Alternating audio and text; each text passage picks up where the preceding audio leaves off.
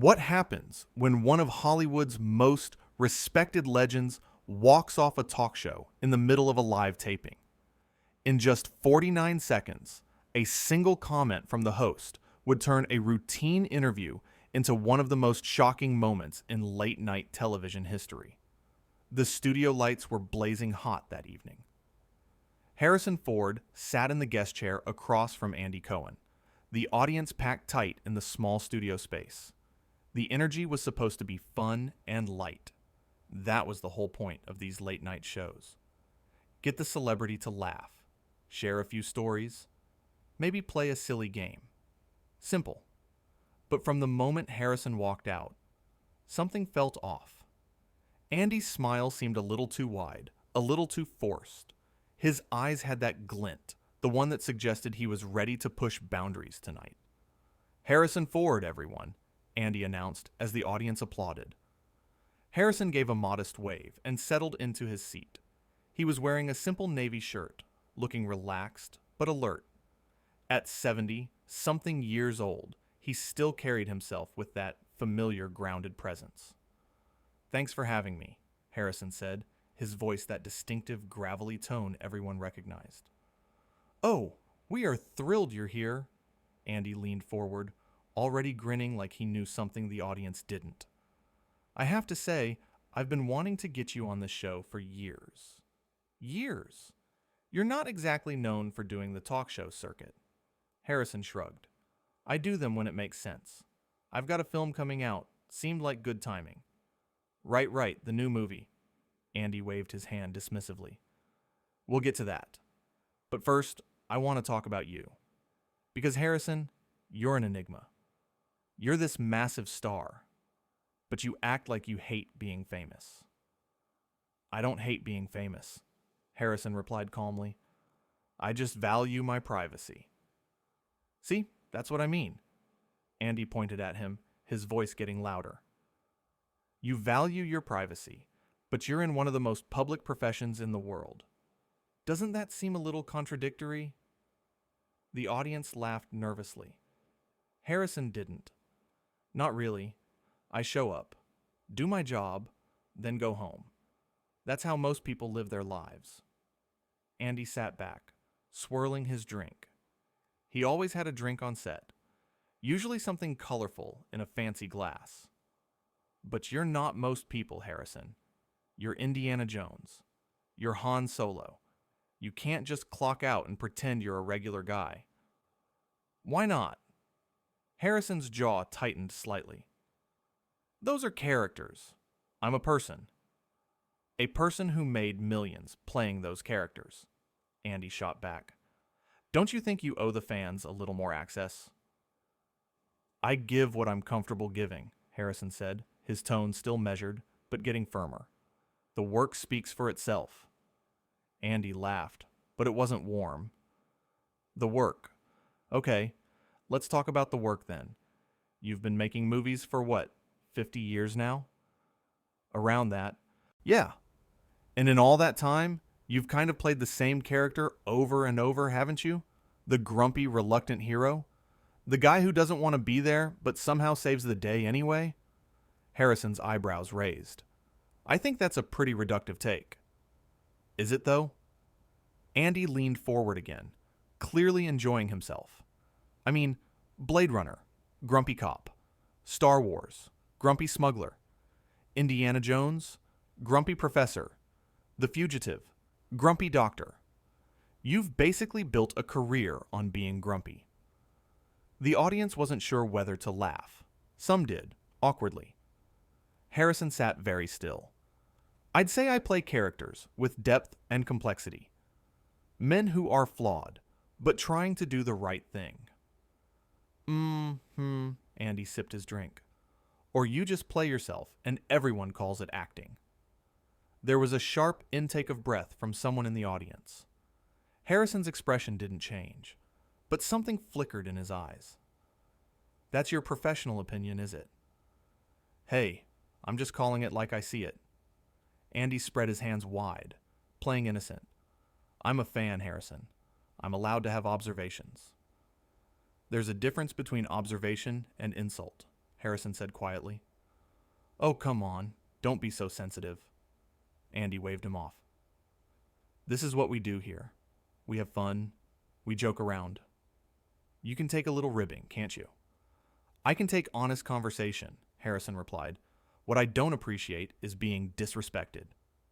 Andy's eyes lit up. He loved this. He was getting under Harrison's skin, and everyone could see it. Disrespected? Harrison, how am I disrespecting you? By suggesting you have a limited range? I mean, you've never exactly stretched yourself, have you? When was the last time you played someone truly different? I don't need to justify my choices to you, Harrison said, his voice low. See, there it is again. Andy gestured at him. That grumpy defensiveness. It's very on brand for you. Harrison took a breath. Are you going to ask me about the film I'm here to promote, or are we just going to continue this? We'll get to your little movie, Andy said, and the way he said little was deliberate, calculated to sting. But I'm more interested in why you're so prickly.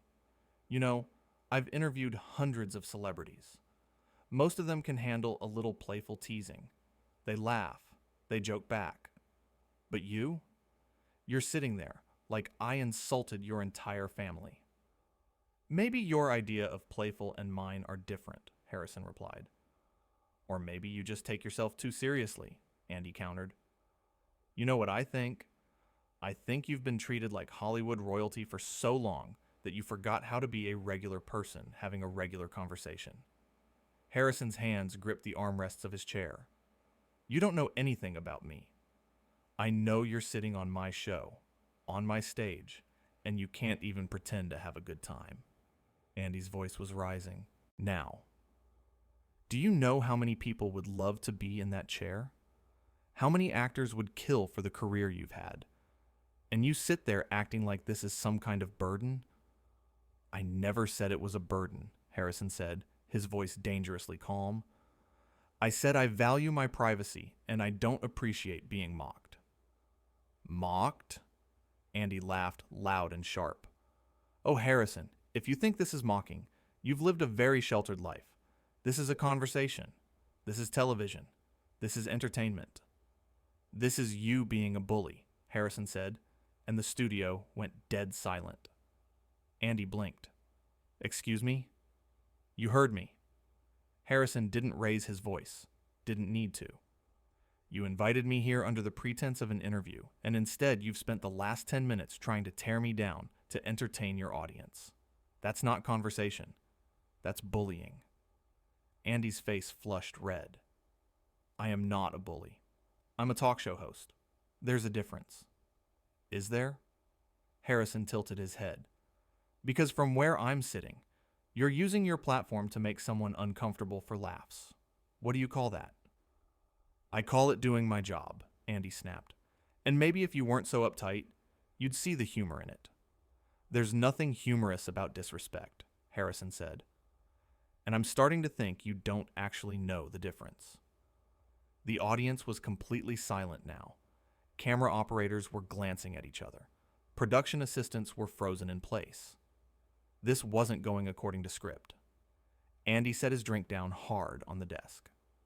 You know what your problem is, Harrison. You think because you're some big movie star, you can come on my show and lecture me about respect. This is my house. These are my rules. Then your house has a serious problem with hospitality, Harrison said simply. Oh, that's rich, Andy's voice dripped with sarcasm. The guy who barely does press, who treats journalists like annoyances, who acts like every interview is some kind of chore, is going to tell me about hospitality? I treat people with basic courtesy, Harrison said. Something you might want to try. Andy stood up. Actually, stood up from his desk, which never happened. You don't get to come on my show and tell me how to do my job. I've been doing this for years. Years. I've interviewed everyone. Literally everyone. And I know how to handle difficult guests. Difficult? Harrison's voice was ice. I walked out here, sat down, and answered your questions. The only thing that's difficult is your attitude. My attitude? Andy was nearly shouting now. You've been sitting there with that superior look on your face, acting like you're above all this, above me, above my show. I never said I was above anything. Harrison stood up slowly, matching Andy's energy, but maintaining control. I said I deserve basic respect. Every human being deserves that. Oh, here we go. Andy threw his hands up. Now, we're getting a moral lecture from Indiana Jones. This is perfect. This is exactly the kind of pretentious, holier-than-thou attitude I'm talking about. Harrison looked at him for a long moment. The entire studio was holding its breath. Then Harrison did something no one expected. He reached up and unclipped the small microphone from his shirt. The sound of the clip releasing echoed in the quiet studio. "What are you doing?" Andy demanded. "I'm leaving," Harrison said calmly, placing the microphone on his chair. "You can't leave. We're in the middle of taping." "Watch me." Harrison turned toward the exit. Andy's face went from red to purple. "If you walk off this stage, you're going to look like a diva. Everyone's going to think you couldn't handle a simple interview." Harrison stopped and looked back. Anyone watching this will see exactly what happened here. I came to talk about my work. You decided to spend your time trying to humiliate me. That's on you, not me. "I was trying to make good television," Andy protested, but his voice had lost some of its conviction. "No," Harrison said quietly. "You were trying to make yourself feel important by making me feel small, and I don't have time for that." "So what? You're just going to walk out?" Andy's voice cracked slightly. "That's your answer? To run away?" "I'm not running," Harrison said. "I'm choosing not to participate in something that stopped being professional about 15 minutes ago." "You're being ridiculous," Andy said, but he sounded desperate now. "Sit back down. We'll start over. We'll talk about the movie." "No, we won't," Harrison said, "because you've shown me exactly who you are, and I'm not interested in giving you another chance to prove it." Andy looked around wildly, at his producers, at the cameras, at the audience. "This is insane. You're making a huge deal out of nothing." "That's the problem," Harrison said, his hand on the stage exit door. "You think treating people badly is nothing. You think making your guests uncomfortable is entertainment. And maybe some people will put up with that because they need the exposure or they want to be liked. But I don't need this. I never needed this." "Harrison, come on." Andy tried a different approach, forcing his voice to sound reasonable. "Let's just take a breath. Clearly there's been a misunderstanding." "There's been no misunderstanding," Harrison said. "You've been very clear about your intentions, and I'm being very clear about mine. I'm done." "If you leave now, you're burning a bridge," Andy warned, his voice hardening again. "You'll never be welcome back on this show." Harrison actually smiled at that, a small, tired smile. "You say that like it's a threat." "It is a threat," Andy said. "I have influence in this industry. I have connections. You might be Harrison Ford, but I can make things difficult for you." And that was the moment. That single sentence. The audience gasped. Producers started moving, and Harrison's expression shifted from controlled frustration to something else entirely. Disappointment. Deep, profound disappointment. "Did you really just threaten me?" Harrison asked, his voice so quiet it was barely picked up by the remaining microphones. Andy realized his mistake immediately. "I didn't mean it like that." "Yes, you did," Harrison said, "and now everyone here knows exactly what kind of person you are." "Harrison, wait!" Andy started moving around the desk, but Harrison had already pushed through the stage door. The audience sat in shocked silence. Andy stood there, alone in the middle of his stage, his face pale. A producer rushed over to him, whispering urgently. Andy nodded, looking dazed, then turned to the cameras. "We're going to take a quick break," he said, his voice hollow. "We'll be right back." But they wouldn't be right back. The show cut to commercial and never returned to that interview. Harrison was gone, his car already pulling out of the studio lot by the time Andy tried to send someone after him. In the years since, people have debated what happened that night. Some said Harrison overreacted. Others said he did exactly what he should have done. But everyone who was in that studio, who watched it happen in real time, said the same thing. They'd never seen someone stand up for themselves quite like that. No yelling, no dramatics. Just a clear, firm line drawn in the sand. Harrison never spoke about it publicly. When asked in later interviews, he'd simply say, "Some situations don't require explanation. The people who were there know what happened." Andy tried to laugh it off at first, making jokes about difficult guests and Hollywood egos. But the jokes fell flat. People had been in that audience. People had seen the tapes before they were locked away.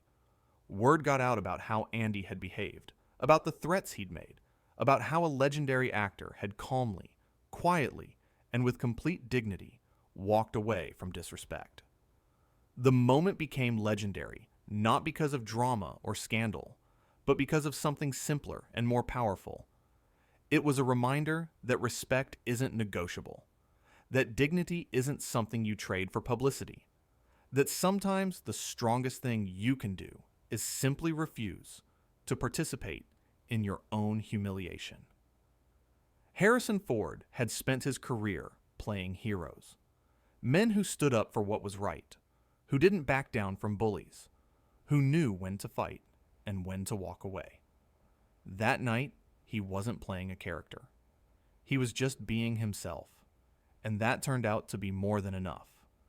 The studio audience filed out in silence, processing what they'd witnessed. Camera operators packed up their equipment with careful, quiet movements. Producers made frantic phone calls about how to handle the situation. And Andy sat alone on his stage, finally understanding that there are some lines you don't cross, some people you don't push, and some bridges that, once burned, can never be rebuilt. In those 49 seconds after Andy made his threat, everything changed. Harrison had clipped off his microphone, delivered his final words, and walked out. It wasn't dramatic. It wasn't explosive. It was simple, clear, and absolutely final. And that, more than any shouting match or theatrical exit could have been, made it unforgettable. Because sometimes the most powerful statement isn't made with volume or violence. It's made with quiet conviction, with knowing your worth, with refusing to be treated as less than you are. Harrison Ford didn't need to prove anything to anyone. He'd already proven everything that mattered over decades of work, of craft, of showing up and doing the job with integrity. What happened in that studio wasn't about a talk show host and a movie star. It was about something deeper, about the culture of entertainment that treats people like products, about hosts who think cruelty is content, about the assumption that fame means you've given up the right to basic human respect. Harrison had walked in expecting a professional exchange. He'd prepared to talk about his work, to share some stories, to fulfill the obligation of promotion. What he got instead was a masterclass in what not to do, delivered by someone who should have known better. And his response? It wasn't revenge. It wasn't a social media rant or a strongly worded statement through a publicist. It was simply walking away, removing himself from a toxic situation, refusing to give his time and energy to someone who didn't value it. The cameras had captured everything: the gradual escalation, Andy's increasingly inappropriate comments, Harrison's patient attempts to redirect the conversation, the moment it became clear that civility wasn't going to be returned, the calm removal of the microphone, the steady walk to the exit, the final glance back, the door closing. 49 seconds that changed how people thought about talk show dynamics, about guest and host relationships, about power and respect, and the courage it takes to simply say no. Harrison Ford, the man who had faced Nazis and empire forces and corporate villains on screen, had faced something more insidious that night: the everyday cruelty of someone drunk on their own small power. And he'd handled it the same way he'd handle any bully. Not with matching aggression, but with the quiet strength of knowing when to disengage. The story would be told and retold in green rooms and makeup chairs across Hollywood. Young actors would hear about it and feel emboldened. Hosts would be reminded that their guests are human beings, not content to be manipulated. And somewhere, Harrison Ford went back to his life, to his work, to the things that actually mattered to him. He never needed validation from that show, never needed the platform or the publicity badly enough to compromise his self-respect. And in a town built on compromise, on playing the game, on smiling through discomfort for the sake of career advancement, that kind of integrity stood out like a beacon. The 49 seconds weren't just about an exit. They were about every person who's ever sat across from someone with power and felt that power being abused. Every employee who's endured a bullying boss. Every person who's been in a situation where someone treated their patients as weakness. Harrison's walk-off wasn't just for him. It was a reminder to everyone watching that you don't have to accept poor treatment, no matter who's delivering it. Years later, the incident remains a touchstone. When talk show behavior gets discussed, someone inevitably brings up that night. When actors debate how to handle difficult interviews, Harrison's name comes up, not as a cautionary tale, but as an example. This is how you maintain dignity. This is how you enforce boundaries. This is what integrity looks like in action. The show had to issue quiet apologies to Harrison's team. They had to explain to the studio and the network what had gone wrong. They had to face the fact that their host had crossed lines that shouldn't be crossed. And Andy had to sit with the reality that his attempt to create memorable television had backfired spectacularly. Because the moment people remembered wasn't his clever put-downs or provocative questions. It was Harrison's face as he unclipped that microphone. The steady calm of someone who knew exactly who he was and what he deserved. The kind of quiet strength that can't be shaken by insults or threats or the promise of consequences. In the end, the story isn't about Hollywood drama or celebrity feuds. It's simpler and more universal than that. It's about respect, about dignity, about knowing when to stand your ground and when to walk away, and about the fact that sometimes the bravest thing you can do is refuse to fight in the first place. Harrison Ford walked off that stage and never looked back, and everyone who witnessed it, who heard about it, who understood what really happened that night, knew they'd seen something important. Not a scandal, not a tantrum, but a masterclass in self-respect. 49 seconds that proved you don't need to raise your voice to make yourself heard. You don't need to match hostility with hostility. You just need to know your worth, hold your ground, and be willing to walk away from anything that asks you to be less than you are.